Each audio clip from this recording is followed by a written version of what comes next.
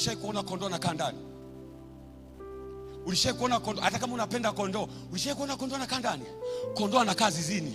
Kwa nini Daudi anasema yeye kama kondoo, Bwana kama mchungaji, anasema anakaa ndani? Zaburi ya 23 sio tu poetry. Zaburi ya 23 ni mchakato wa kumfanya kondoo asiyewezekana kukaa ndani afanye kukaa ndani. Watu wa Betheli, Zaburi ya 23 ni mchakato wa kumfanya kondoo asiyejua, kondoo asiye na thamani, kondoo asiyefaa aweze kufaa kukaa ndani mbele ya meza ndefu iliyojaa vinono, tukila tukikaa na Bwana. Maana beti inasema nami nitakaa nyumbani mwa Bwana siku ngapi? Tutakaa siku zote za maisha yetu. Kumbe miisho ya safari, Bwana anatupeleka sehemu itoyo katikati, katika bonde la uvuli wa mauti. Sio kukuacha hapo. Hiyo sehemu unapita. Say it again, pastor. Hiyo sehemu itoyo katikati unapita. Hiyo sehemu ya uchungu unapita. Haukai.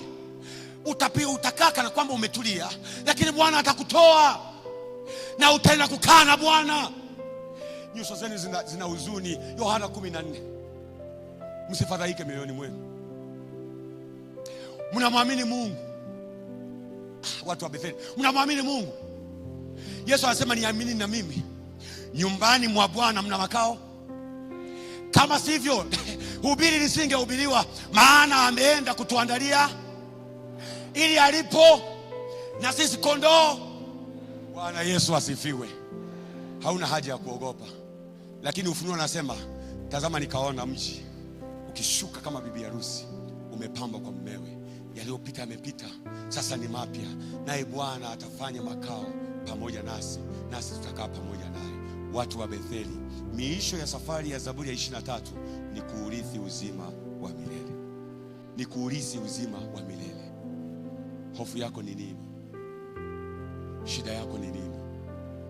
Kuna mtu hapa amekaa sehemu itoyo katikati. Kuna mtu hapa, kuna mambo yanamchanganya, haelewi hivi yuko katikati au alishatoka au ndio anaelekea. Nikutie moyo. Haijalishi upo ama ulitoka ama utaenda, furahi, maana sehemu itoyo katikati ni kivutio kizuri cha Bwana kuwa pamoja na wewe.